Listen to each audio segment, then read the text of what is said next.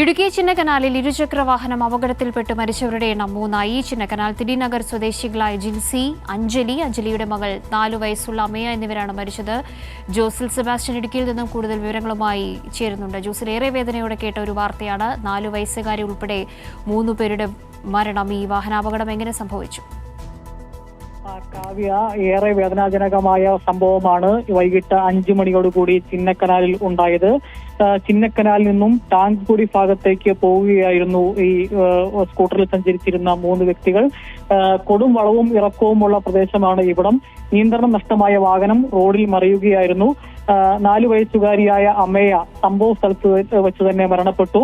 അഞ്ജലിയെയും ജിൻസിയെയും ഉടൻ തന്നെ ആശുപത്രിയിലേക്ക് കൊണ്ടുപോയെങ്കിലും മരണം സംഭവിക്കുകയായിരുന്നു. തിടിനഗർ സ്വദേശി മണിയുടെ ഭാര്യയാണ് അഞ്ജലി. ഇയാളുടെ അനുജൻ സെൽവത്തിന്റെ ഭാര്യയാണ് ജിൻസി. ഈ കുട്ടിയുടെ ഉൾപ്പെടെ 3 പേരുടെയും മൃതദേഹം ഇപ്പോൾ അടിമാലി താലൂക്ക് ആശുപത്രിയിൽ സൂക്ഷിച്ചിരിക്കുകയാണ്. കാവ്യ.